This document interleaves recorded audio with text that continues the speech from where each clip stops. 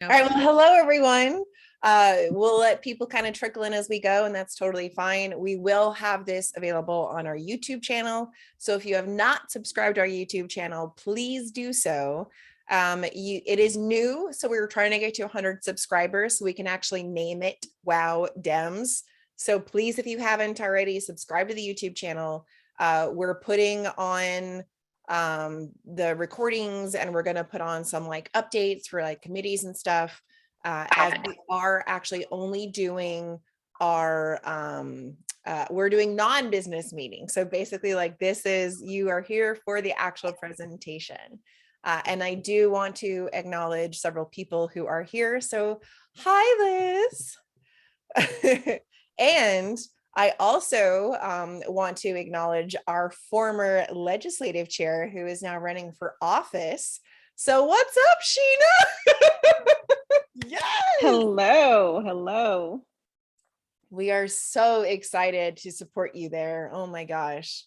But yeah, y'all, we're going into a really important election year. We've got more women Democrats running than ever.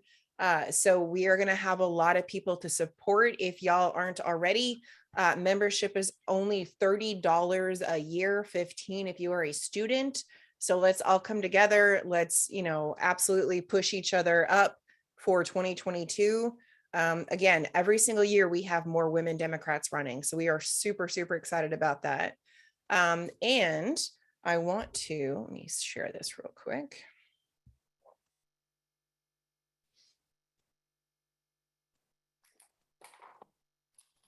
Okay. Did that actually work? Can you see the presentation? Yes, okay, good. Sorry, my screen kind of split. All right. So yes, welcome everyone. Happy holidays. As I mentioned, we are going into obviously the holiday season. There are like 20 holidays in the next few months. But it is really important, even as we go into, this huge election year, that we make sure that we take care of each other. Not everybody can do everything all at once. So the more that we can actually help each other and divide and really delegate out to each other, the better. Everyone can help in some way, like I mentioned, whether that's kind of behind the scenes, whether that's up front. So please make sure that you're not trying to take it all in yourself. Give yourself some grace, give yourself some space. We are all in this together. So tonight I am really excited. We are going to have Joan, who is a former board member of Wow Dems, and she's the League of Women Voters Redistricting Issue Chair. She's going to be speaking about gerrymandering and big money in politics. First, though, before I let her kind of take over, I'm going to talk about our November service project. So every time we meet, we actually have we're trying to actually do a lot more local support. So Hope Restored Missions was founded in 2019, and they are actually headquartered in Collin County, specifically like around the Plano area, but they actually serve to transform the lives of homeless and those facing housing insecurities in North Texas. They're committed to restoring hope to the poor, especially the homeless, as I mentioned, through ongoing supportive relationships that provide advocacy, guidance, and resource connections so that they can actually overcome barriers and reach their full life-sustaining potential. So there is a link for y'all to donate, whether it is $5, $15, or $50. It really does make a huge difference in our local community.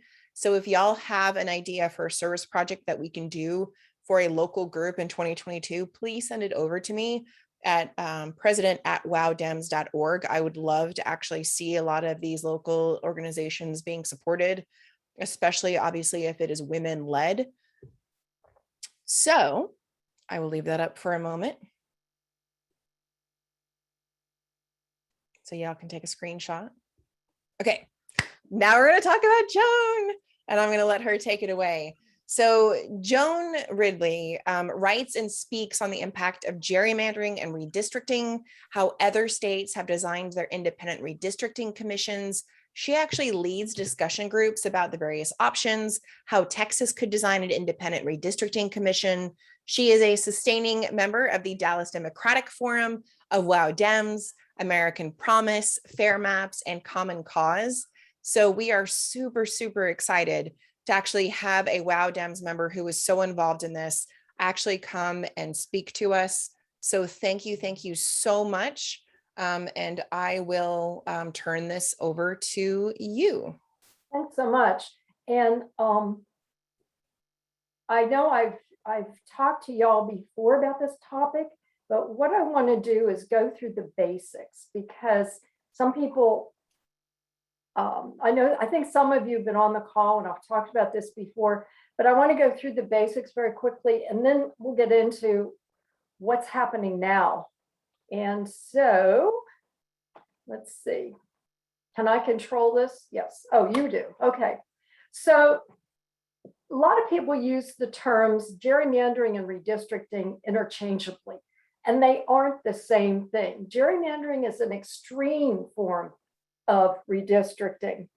And so it is basically a process of drawing the voter district lines. And in Texas, now this isn't true in every state, but in Texas, the way we've set up how we redistrict, our legislators actually draw the lines, which means right now the Republicans are drawing the lines, and they do it in close secret meetings without our input. Now, in total fairness, yes, they have held hearings, but if you blinked, you missed it, because they would give us very, very little notice of when the hearing was going to be and what the link, the login was, or how to prepare if you wanted to testify, what you had to do. You had like maybe an hour's notice to actually indicate you wanted to testify before they cut it off. So technically, yes, we could have input, but from a practical standpoint, it really didn't happen. They draw the lines to favor their party so that their party will remain in favor for years, if not for decades.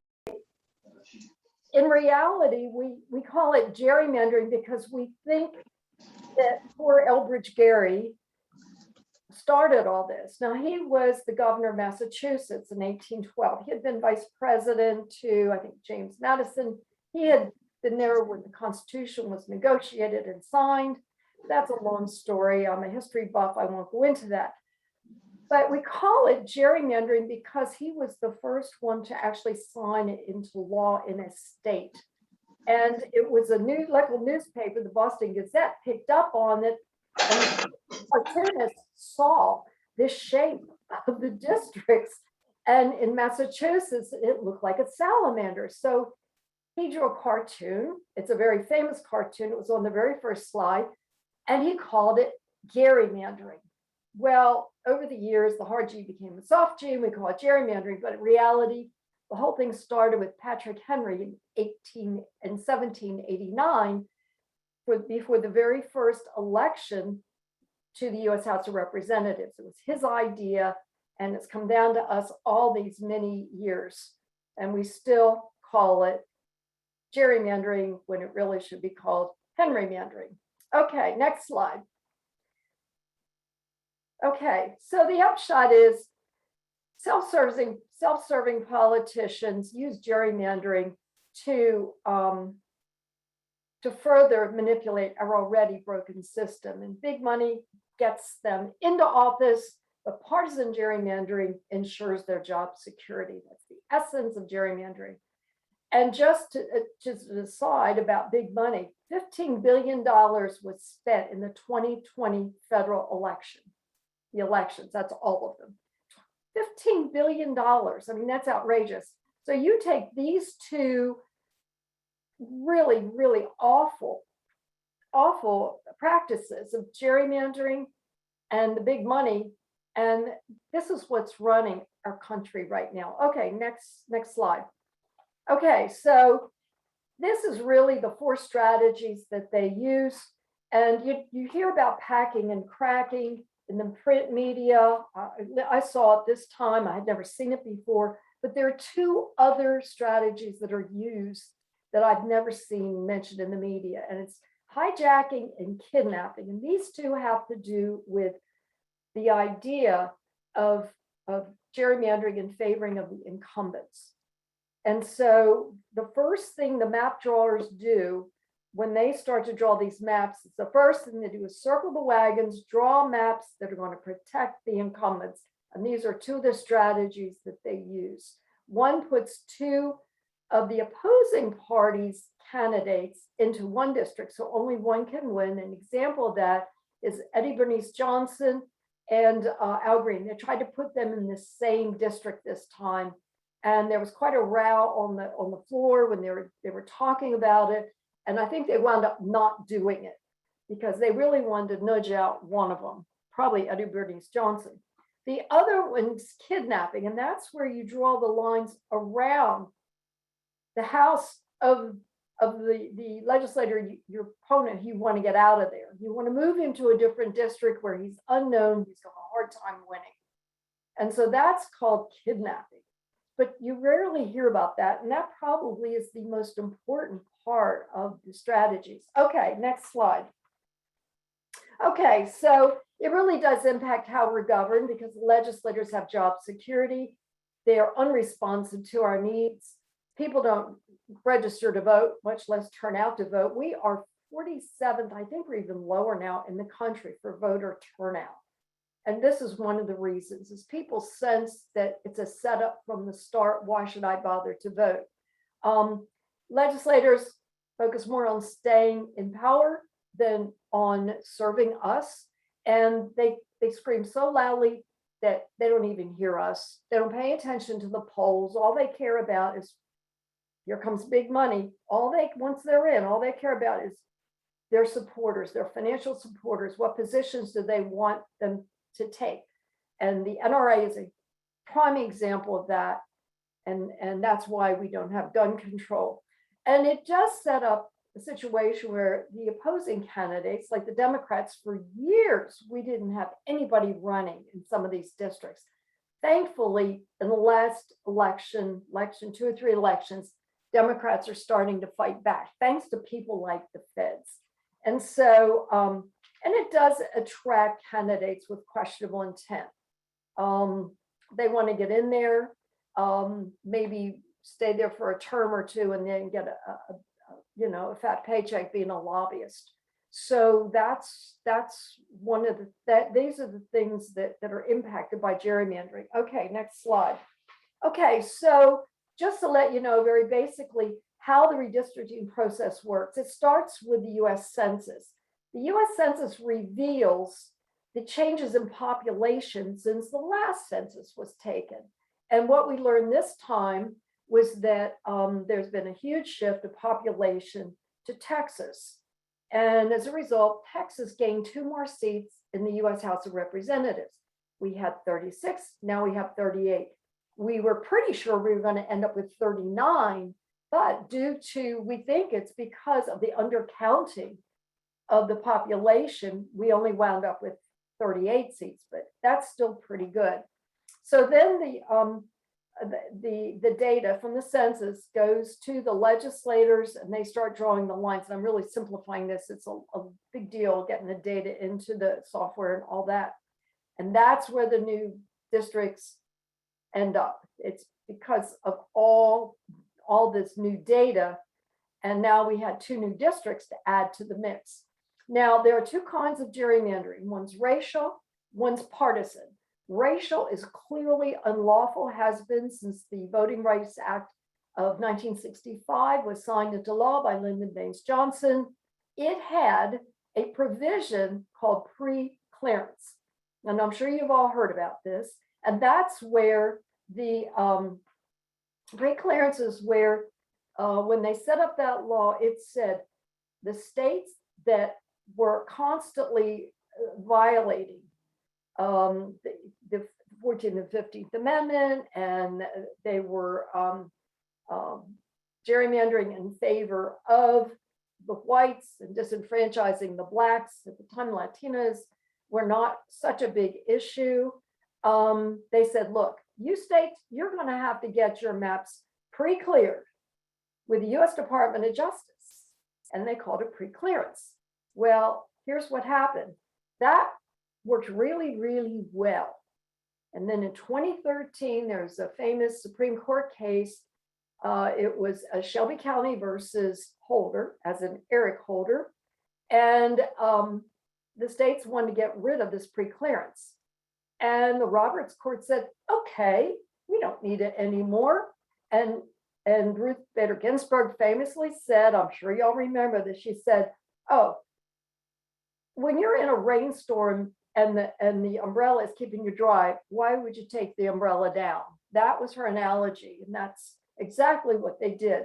So the upshot is this redistricting we're going through right now is the very first one since that amendment to the Voting Rights Act went into effect. So we have nowhere to go. We cannot go to the Supreme Court except for racial gerrymandering, but not partisan. So, but we don't have to get our maps pre-cleared. Uh-oh, what happened to my screen? Hello? Can you all hear me? We lost. Yes, we can hear you. I think the screen just went away. I can keep talking. I can talk without that. So then there's partisan gerrymandering, which is totally legal. And that's part of the problem right now. So you think about, you can go to the next slide whenever you're ready. When you think about any issue that's important to you, gun control, health care, reproductive care for women, public education, climate change, opioids, gerrymandering, voter suppression, criminal justice, yada, yada, yada. I don't care what issue is important to you. It's almost always going to be impacted by this idea of gerrymandering and big money, because that's when you see how the public feels about any of those issues and all the polls, and yet you see legislation go in the opposite direction. Almost always it's because big money and gerrymandering. Big money is influencing our legislators and gerrymandering is keeping them in place. Okay, you can go to the next slide. And then you can go to the next one. Okay, go to the next one. All right. So, why should every American care? Well, because it's a nonpartisan issue that affects every American. And it's one reason our democracy is in big trouble. Okay, next slide. I want to show you this next one because it shows you dramatically how this gerrymandering impacts how we're governed. In 2016, in the US congressional election, the Republicans only took 50.4% of the vote, and yet they took 55% of the seats in the US House. That's the bottom line. Okay, next slide. Okay, so let's talk about this, the Scotus decision. You might say, well, why doesn't the Supreme Court make a ruling on this, do something about it? Well, my God, they've had plenty of opportunities. There have been several court cases over the years that made their way through the appellate courts, got all the way to the Supreme Court. The Supreme Court said, no standing, we're not going to deal with this. But finally, there was a case in Maryland. The Maryland gerrymanders in favor of the Democrats. There was also a case in North Carolina. North Carolina gerrymanders in favor of the Republicans. And what they did was they combined the two. And that one case called Rucho versus Common Cause made it to the Supreme Court. Supreme Court actually heard the case. It was the very first one they've ever heard. And the Roberts Court came back and said, well, I don't think we're going to deal with this. And they said, if this is really a state's issue. But if you really read carefully, what he also said, Robert said, was, we don't know how to measure this. How do we know how to measure partisan gerrymandering? That was the issue. And so they send it back to the states and say, nah, we're not going to deal with this. It's a state's issue. Well, it was very interesting because, of course, you'd have Justice Kagan, Justice Sotomayor, and a few others said, we don't like this at all. And if you want to really, really listen to what the dissenters said, read Justice Elena Kagan's dissenting opinion. It's blistering. And you don't even, you could be a layman and understand what she's saying. It was brilliant. by the way, that these cases, that case is on the League of Women Voters Dallas website in the redistricting section.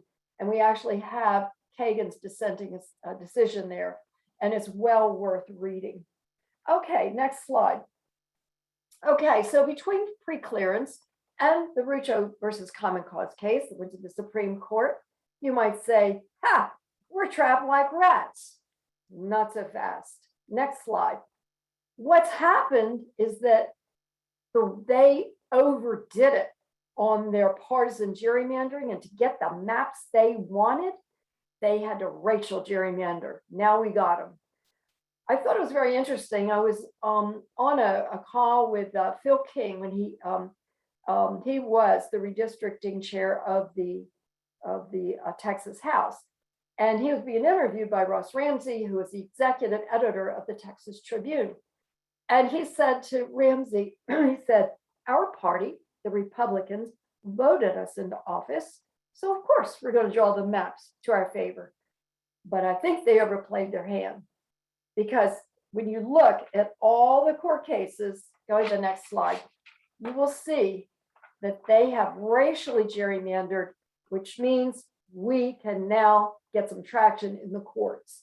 Right now, unless another case came in last night or today, we have 8 cases. We have 8 lawsuits have been filed so far, and almost all of them have to do with racial gerrymandering. There's no talk of partisan gerrymandering. They didn't have to do that to make their case. So it's going to be very interesting, because these cases could go through the appellate courts and wind up at the US Supreme Court. So what we're going to do now is I'm going to go over a little bit of these cases, and Sarah sent out the handout. If you want to look at it while I'm talking about this, it would help you. And I cannot take credit for putting together this wonderful table of information. I have a committee of, technically I have a committee of over 90 people.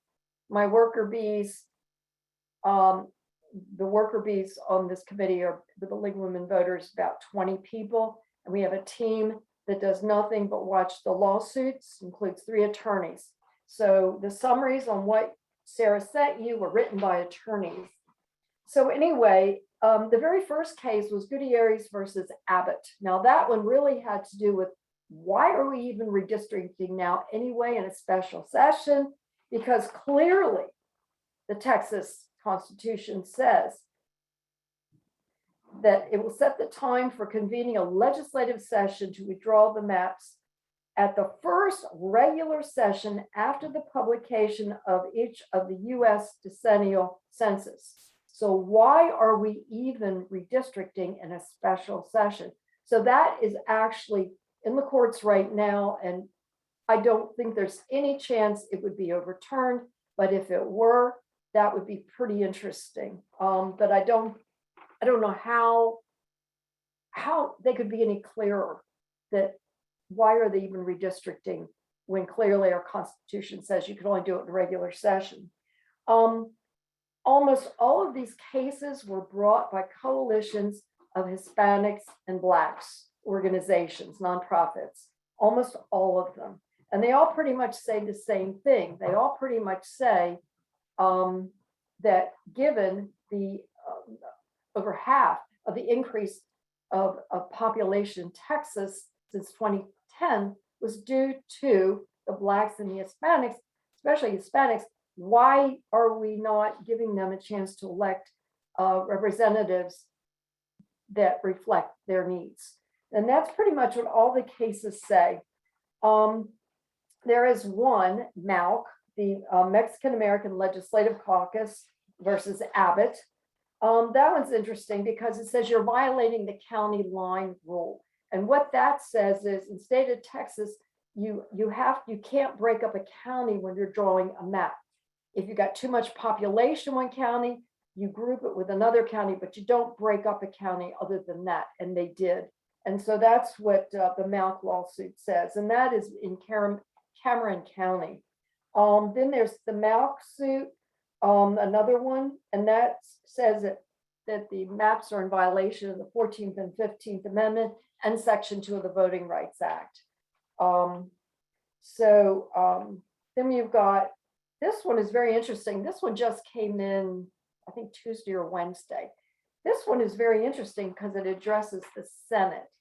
And it basically says that accordingly, the legislature adopted court-drawn interim plans as the state's permanent redistricting map, which restored the benchmark configuration for Senate District 10. There are the Senate District 10 and 22 are in Tarrant County.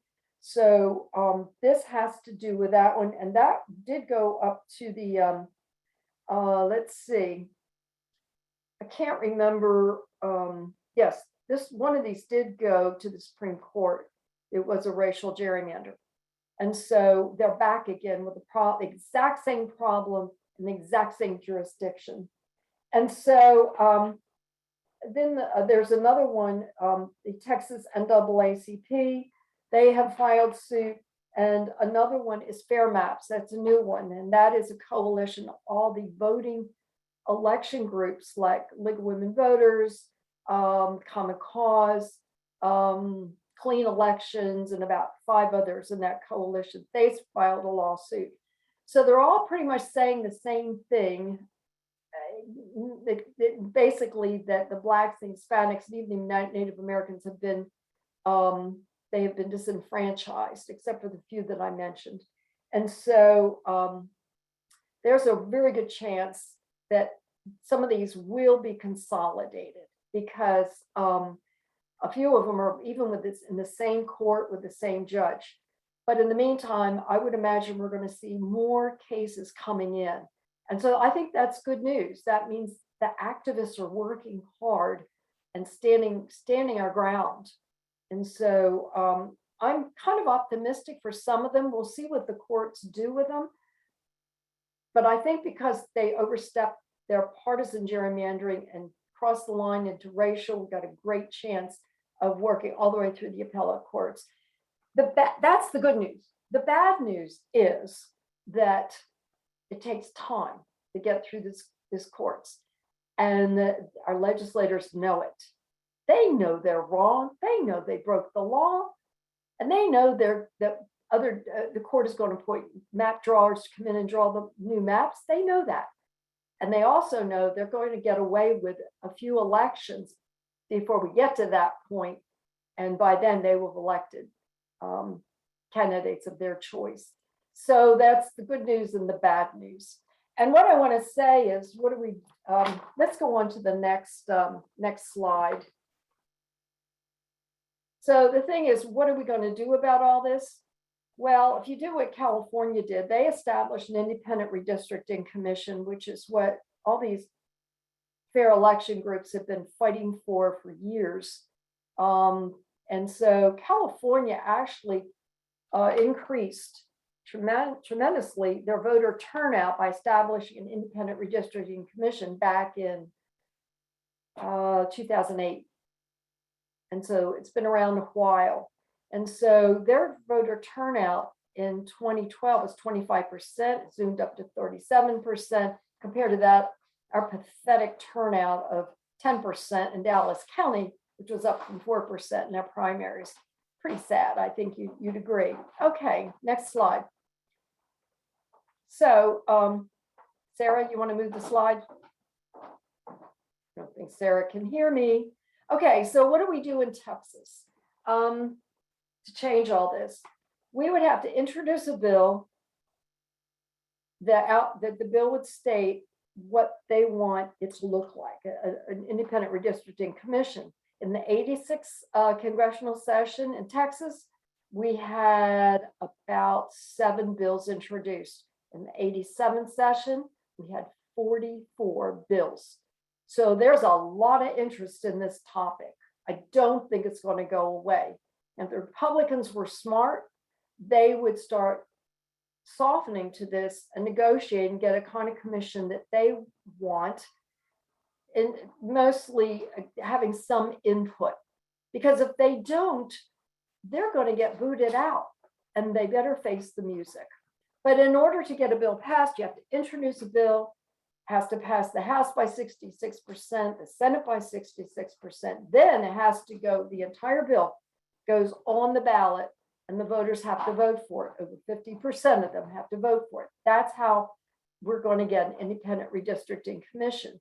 But it means we have to keep the pedal to the metal for the next 10 years. We can't wait until 2028 or 2029, say, oh dear, we're about to go into redistricting. We better get an independent commission. No, we have to keep working on it now.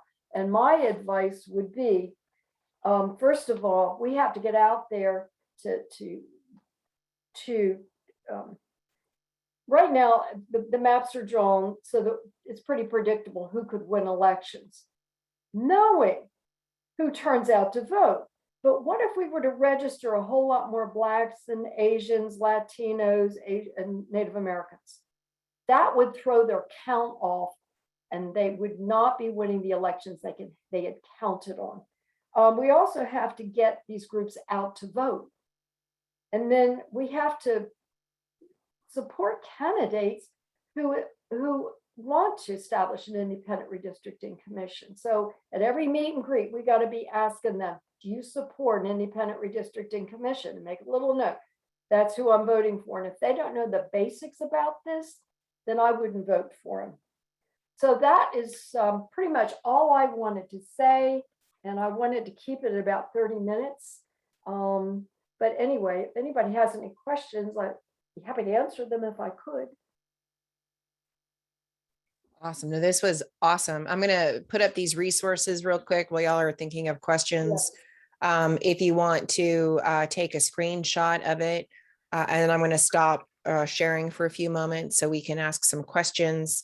But I will be emailing out this slide deck as well as the handout that I put in the files in the chat. For those of you on a mobile device, I don't think you can access it, but I will be emailing it through the Mobilize link. All right, there we go. I see some phones went up. Okay, so I'm going to stop sharing.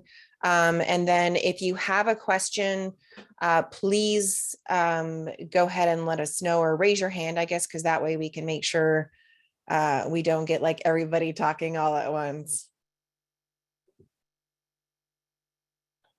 But yeah, I think these help us end partisan gerrymandering. The support candidates, write letters to the editor, call, email, meet with your legislators, request and support bills that promote the Independent Redistricting Commission, testify before the Texas House, listen to public hearings, and then you do whatever you can to educate your coworkers or. One sec, sorry, my kiddo just came in. Thank you, goodness. Okay. Sorry, y'all. But yes, so what questions do y'all have? I think they fell asleep. No, I think you gave us so much to think about and reflect on is really what happened. That was great presentation and very insightful. All right, Stella has a question. I'm unmuting you. Stella, go ahead.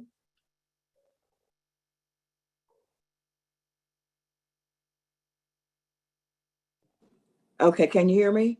Yes. Okay.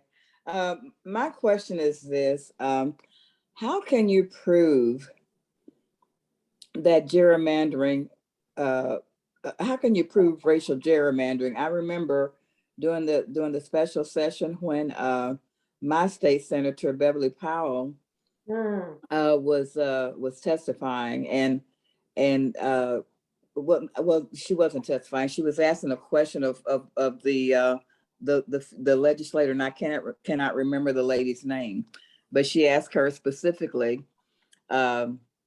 if race was considered in the drawing of the maps, and naturally this woman said no. Oh, that's Joan Huffman.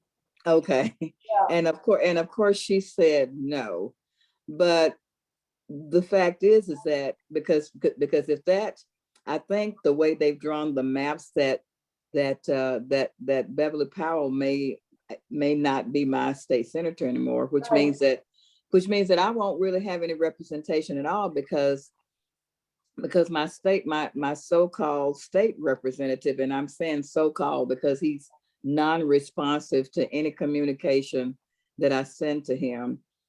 You know, if that's allowed to stand, then I won't have any representation at all. And you know, so how can you? You know, they all say that race is not a consideration in drawing the map, but when you look at the impact, we are impacted by these maps because it leaves us with no representation. Well, I think what you're asking is how did they measure it? And that's exactly what they do. In fact, there is, I mean, there's software out there. In fact, there's somebody here in Dallas at Southern Methodist University at SMU, who is a math professor, and she has a team that draws maps and analyzes maps.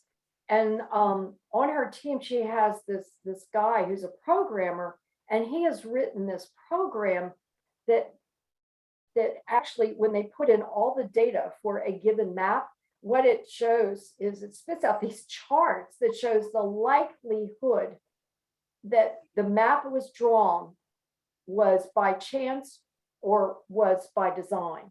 It's pretty incredible. If you ever want them to come speak to your group, it's absolutely amazing how they analyze it. It makes a pretty good case for was this map drawing the way it turned out intentional, or was it by design? And that's the sort of thing they use in these court cases to prove their point in court that this was intentional, and that makes it a gerrymander.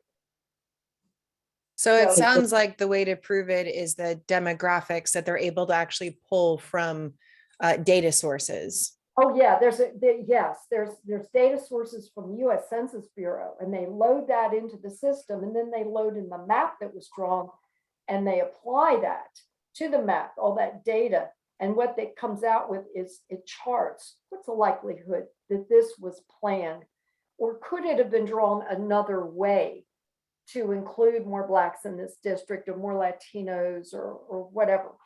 But it's all mathematical. And I don't remember who asked that question, but that's the answer. It's all mathematical, and that's how they'll make the case. And the Republicans know this. They know this, but they're banking on getting through a few elections before they get caught. No, yeah, great question. Thank you, Stella. All right, Kelly, go ahead. Hi, Joan. I had a comment and a question, and I'm actually going to put Liz on the spot. She's with us tonight also. Something we saw at the Collin County Commissioner's Court level was we have an African-American female running for as a candidate for a commissioner's seat, and they tried to do this, gerrymandering of the boundaries, and someone actually stood up for her and spoke on her behalf and brought it to their attention. They played dumb. I think they accommodated her, but I was really shocked, and I'm glad I'm here this evening to listen to your talk about how openly they brag about, we're keeping the, I was shocked. I didn't know it was, I mean, yes, it's legal, but the bragging. It's blatant. It's blatant, and they brag about it. In fact, it's interesting you should mention Collin County, because before y'all came on the call, Sarah and I were talking, and that in the Dallas County, or the Dallas League of Women Voters, we are calling on Dallas City Council and Dallas County Commissioners and asking them 3 or 4 questions, the same questions, and then telling them we advocate for an independent redistricting commission. And I don't know, somebody gave my name to somebody in Collin County, and I started getting calls from Collin County because they want to know, what questions are you asking the county commissioners? And we actually talked to all 4 commissioners, including the judge. And we're going to be posting on our website the answers that we got to our questions, not attributing them to whoever said what we're saying they said, because we don't want to embarrass anybody. But it was pretty telling. One of the questions that we've asked is, has to do with, do you take into consideration the voter turnout for certain demographic groups, which is a very interesting question. Now, I know in Collin County, you have a whole lot more Asians than we have. I think we might have more Hispanics, but down here, they don't want Hispanics to a great extent in their districts because they don't vote. They're either too young to be registered, or they're old enough and they register. They don't register, or they register and they don't vote. Either way.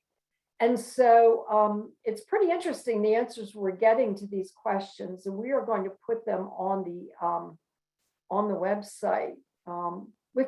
We've talked about 7, maybe 8 city council members. We've got a few more to go. We won't get 100%, we know that. But the answers have been pretty startling. And who said that, Kelly? You're absolutely right. Some of them, the way they answered the questions, it was so blatant. Now, our city council, I don't know about yours, but our city council is nonpartisan. But they sure aren't shy about talking about groups that they don't want in their district. Pretty blatant about it. Well, thank you for addressing that. They know they can get away with it. Yeah. Yep. So anyway, I see Ann's on the call. She was on my committee. Hello, Ann. I don't know if she can hear me. She was on the legislative committee. I just realized. But anyway. Okay. I think I don't know if they have my contact info, Sarah, but y'all are certainly welcome to reach out to me. I've had plenty of calls from people from Richardson and up that way, Plano. And we'll give you the questions that we're asking. In fact, you could take those same questions and ask them of someone running for other offices, like our Texas House or Texas Senate. I don't know why not. They certainly would apply. And then you could actually, oh my gosh, there's Rebecca too. Hi. So anyway, Hello. you're welcome to have the questions that we're asking, because they seem to be working. We're getting some pretty interesting answers. No, I think that's very telling. That's really powerful, especially when we can share those to, not just North Texas counties, but like everywhere, and say, this is, how you ask. And that way you can actually get them on record saying, this is what's going on. Yeah, I don't know that we're going to, I am not in favor of putting on the website, here's what so-and-so said, but just like a collage of, here's the questions we asked, here's a question, here's a sampling of the answers that we got. We might use them in some other way, but I don't want to do anything to jeopardize the relationship we're trying to create with our local elected officials. That I don't think that's smart. I don't want to. No, that's fair. I think it is sometimes telling though, like as an example, in Collin County specifically, one of the cities, there was a city council where they were trying to pull funding from a crisis rape center. There were 2 city council members that specifically got Governor Abbott's endorsement. So there are some where like they're not hiding it, but there are others where when they know that the information is being shared, even if their name isn't attached, that they are truly representing their entire city. So it is a lot more likely that you're going to be able to get those statements that are like, oh, yes, this is what I think, at least for the ones interested in actually, governing. Well, I think we need to change how people think, and that's not going to happen overnight. Truth. That's why I say I'm meeting with my co-chair tomorrow, and we're going to come up with a 10-year plan for our committee. I know this is pretty ambitious, but we have such a fabulous committee that I don't want them all to go home now that redistricting is over. I don't want them leaving, so I want to keep them engaged. So we're going to come up with a 10-year plan to keep the pedal to the metal, if you will. So anyway. I love that. Yeah, and we have our local president testifying at city council. I do have it. Do you have anybody up there? Any of those municipalities have an independent redistricting commission? Are there any? I know El Paso has one, Austin has one, and there may be. I know our city council in McKinney is using an outside source for redistricting. Yeah, but does that outside source have the final say, or does it go back? No, the council will have to vote on it. Yeah, and ours does too. And then 75% of them have to approve any changes to the map that's presented to them by their commission. But that's an important point though, Joan, because hi, I'm Liz, by the way. Hi. It's an important point because we actually do have 2 Democrats elected to our McKinney City Council. So you see, they're going to need, if they start to draw it or vote on something that's way out of whack, they're not going to get those 2 votes. And therefore it won't pass if they need the supermajority or whatever to get it passed. Is your city council partisan election or is No. Yeah, it's an undeclared. Correct. Yeah, ours is too. But what I'm saying is that's the importance for everyone, just how important local elections are, They are. on your city council, even if you're just, block walking and phone banking for that one Democratic candidate. I mean, just to get 1 on there and then 2 on there, it just makes such a big difference. Well, you can kind of figure out what somebody's political party is. And when campaigning, we were asked, what party is he with? And my husband's on city council. And so if really pressed, we would say he's progressive. That's the word we use, progressive. And but it is important to know that, and I even think on the local level to ask them, where do you stand on the issue of establishing an independent redistricting commission? Even on a local level, I would ask that question. Oh, absolutely. Especially since that's where the bench is built for a lot of these state reps and even higher. So yeah, 100%. It is. And the thing is, getting back to, we mentioned the big money issue. That's part of it too. We had a woman running for our district nobody had ever heard of. She had absolutely no background, no qualification to be on city council. And I went to our city website because I wanted to see where her money was coming from. My recollection is over 90% of it came from out of state. It was coming from at a city council level. We need to pay attention to this stuff. We know it's happening at the state level, but at a city level, it was coming, a lot of it from Louisiana and other states. It was some PAC money. And this is important stuff to know.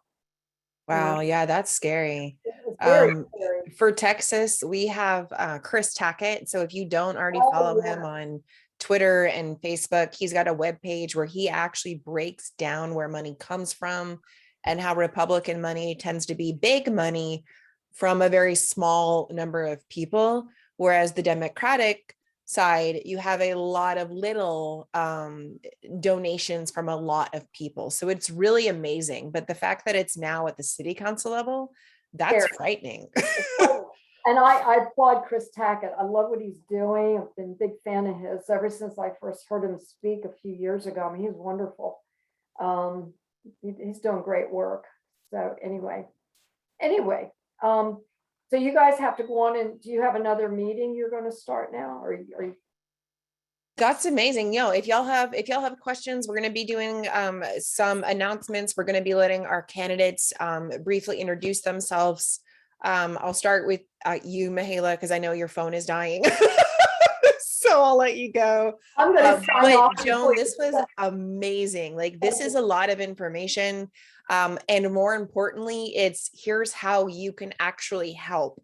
And I love your message of like, do not give up. There is still a way forward. It is good that these are in the courts.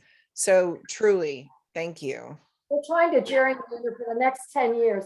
And my message to them in my testimony was, you can't do this with this huge influx of people coming into the state. It's working against you. So, but anyway, Feel free to call me anytime, and your legislative committee, if you want updates on this stuff, let me know. I'll be happy to give you the information. That would be amazing. And yeah. Oh, Stella, I'm sorry. Did you have a question? Go ahead.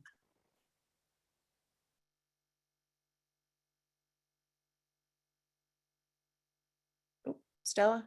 I keep forgetting to, okay, I forgot to unmute myself. I just wanted to say, great presentation. Thank you. So informative, and it made me feel a lot.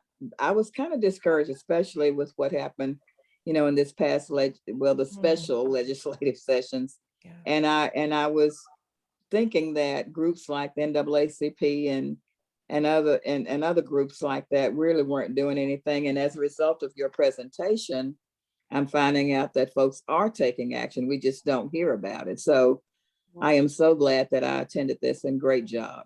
We can't give up hope. We cannot give up. We have to keep going. I love that. No, that's so important. Thank you, Stella, because you're right. A lot of the, good news and a lot of the information that's actually happening and fighting back isn't being shared very, widely.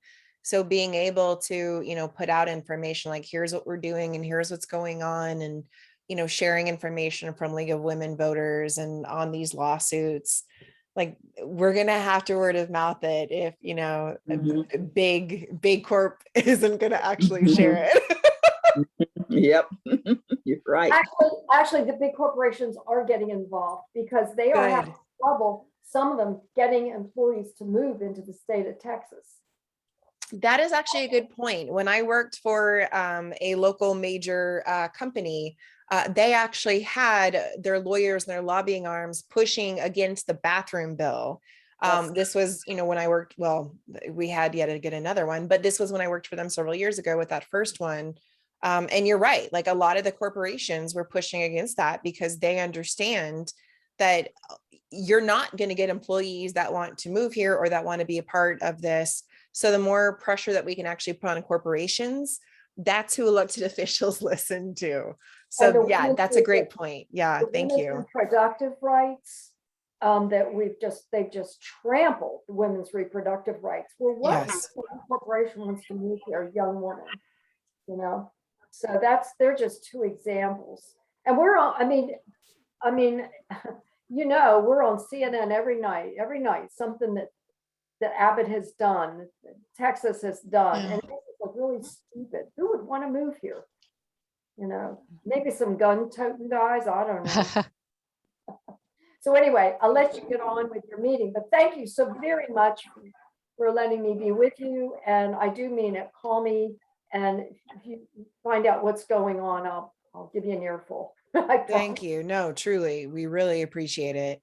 Yeah, and before I have our candidates introduce themselves, I do want to point out, like, yes, 2022 is coming. So if you are interested in getting involved in one of our activist teams, if you're interested in getting involved in the board, please let us know, because it's going to take all of us, and we are going to make sure that we're not overwhelming any particular person. We want to make sure that we're actually sharing the load, spreading it out, making sure that we're not getting burnt out, but we're all in this together. So yes, Mihaela. I'm going to sign off. Happy holidays. Oh yes, thank you so much, Joan. Have a wonderful holiday season. Bye-bye. And we are right now in North Texas. However, if you're interested in making sure you get, a group going for your area, please do. All right, Mihaela, where did you go? There you are. Let me pin you. There you go. Hey y'all, sorry, I'm in my car. I'm at another event, but this was my priority. So I just wanted to get on here really quick and just thank you guys for letting me join your space. Thank you so much for giving me the opportunity to introduce myself.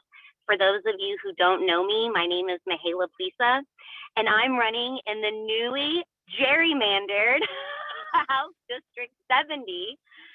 Since we're speaking about this tonight, and I just want to second everything that was shared in the presentation. As someone who has had a front row seat to what I call the theater of the absurd, our state government, as a state legislative director in Austin for the last 5 years, I will be the first to tell you that everything that was said is true. And, you know, those back alley deals are happening, and those redistricting maps dropped in the middle of the night. And all of that was on purpose to restrict your vote and to restrict your education. And so that's how people stay, how do I say, passive, because they're not educated as to what's going on around them.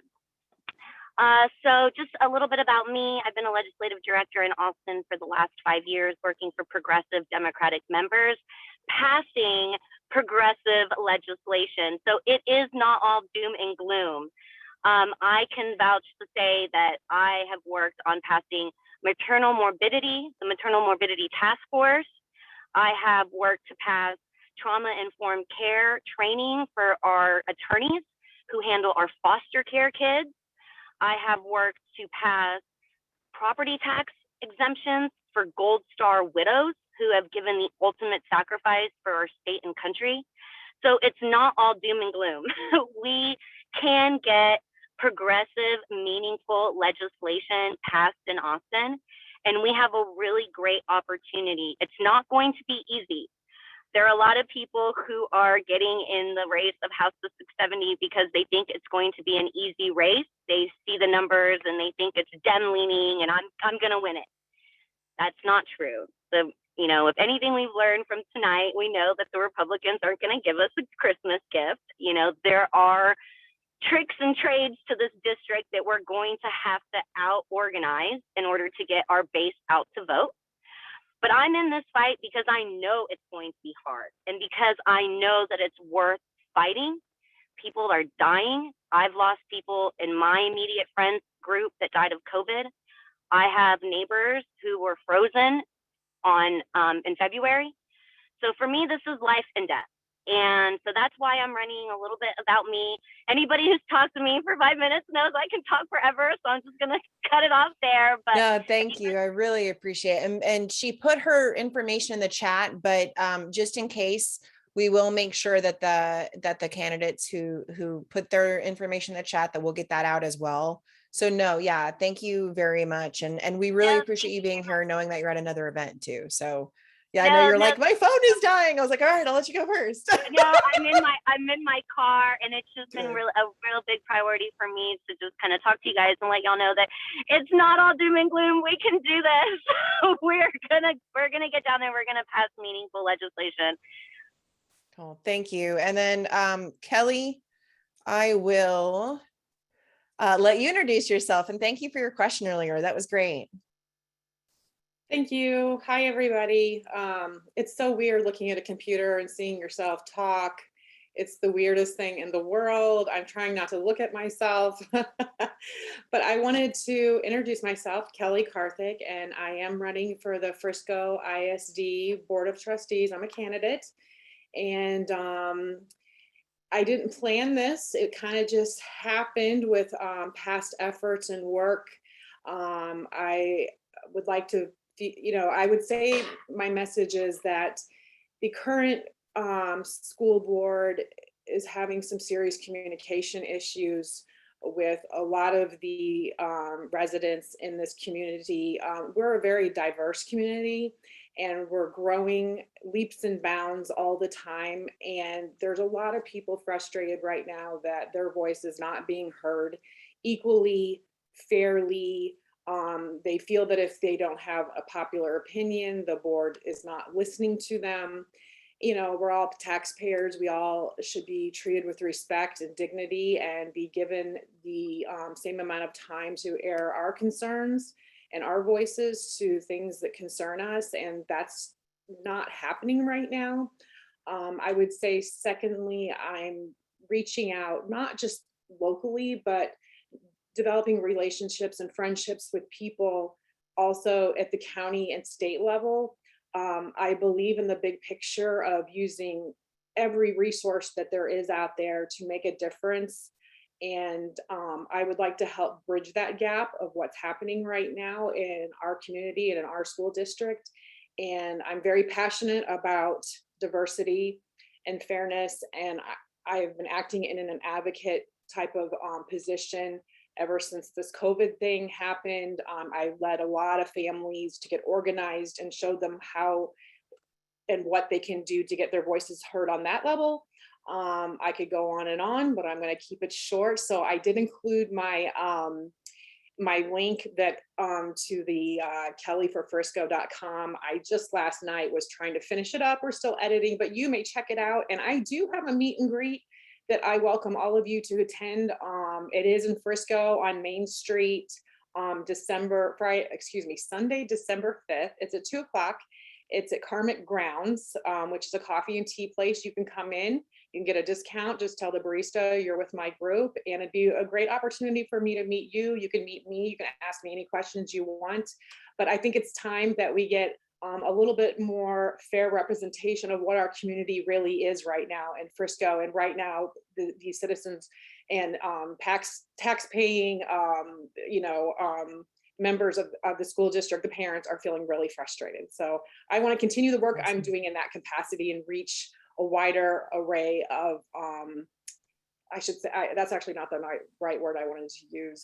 I just want to work in a bigger capacity and help more people than what I'm doing right now. No, I think that's huge, because you're right. Like, politics is local, and, you mentioned at the beginning, this wasn't necessarily what I planned. And I think that's important, because we get involved and we see what's going on, and then we say, okay, this is ridiculous, I'm going to do something about it. So yeah, thank you for running. Like, if y'all are thinking about running for something in your area, or you're not seeing Dems, like, think about the fact, like, hey, why not you get involved with your local Dem club, your local Democratic Party, talk to them. Who do we have running in certain spots? What training do we have? Like, let's get this going. But no, I think that's amazing. Thank you, Kelly. And then I'm super excited to do an introduction too for Sheena, because she actually was with me with Moms Demand Action for Gun Sense in America. And she, of course, was on our board.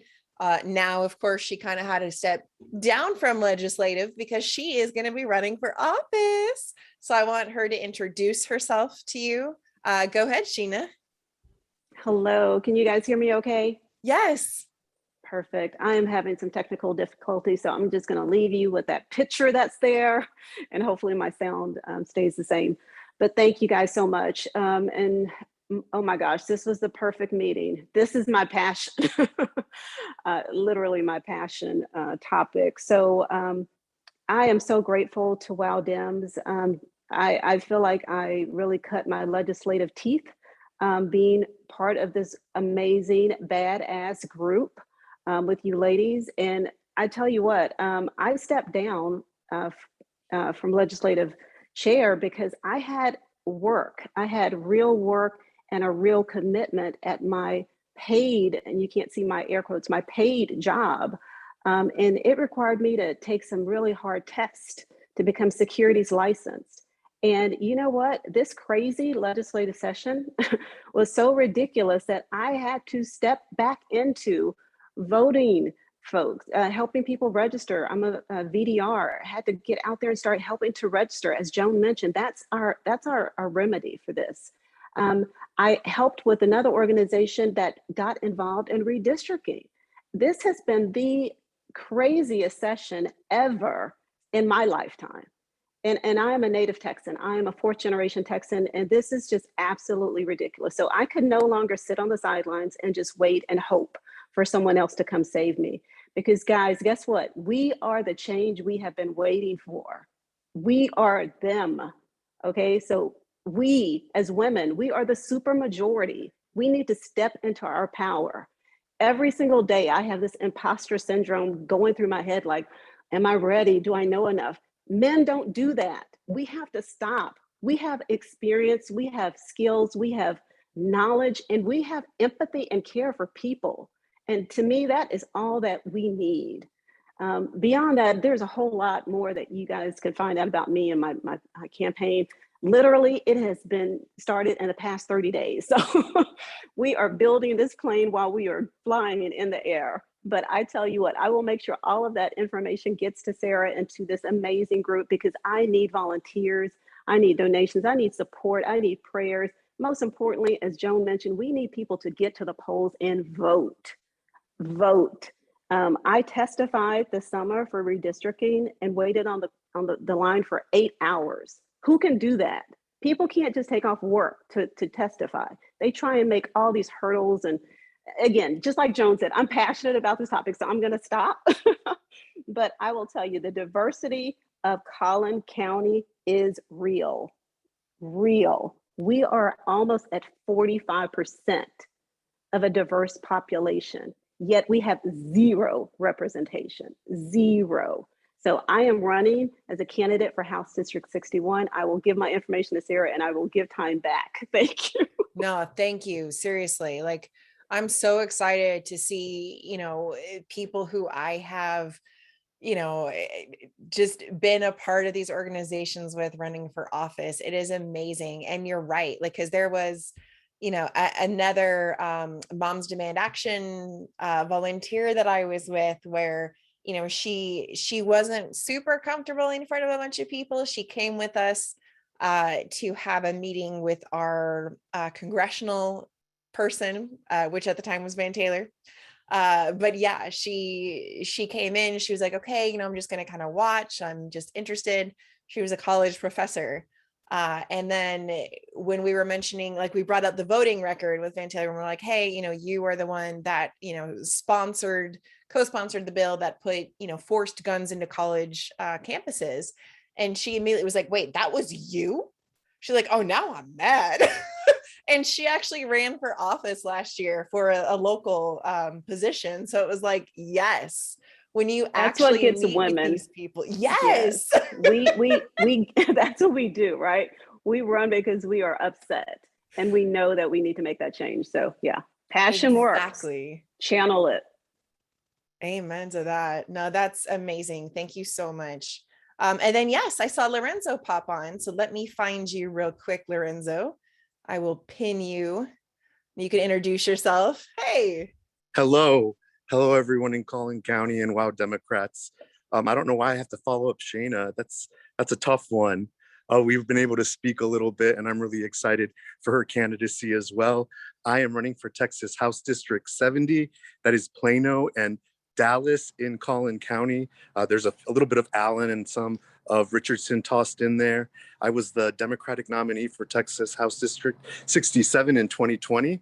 And the reason why I decided to run is because we need to build on those successes. We knocked on so many doors and we need to only get better, right? We need to not rest on our laurels. We need to keep pushing as hard as we can. I decided to run after visiting these commissioner courts meetings, visiting these ISD meetings, and seeing these parents who don't have the support of their elected officials. I want to be that support. I have the experience to get the job done.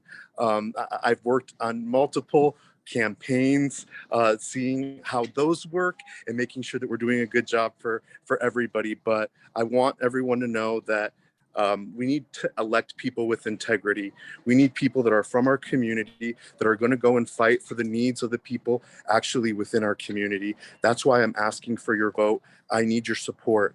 We got closer than any other first-time candidate did out of these competitive seats for Texas House in 2020. We're going to need to build on that energy and continue to get people excited about these midterm elections and good servant-based leadership down in Austin and across our state. These races are local, are so important.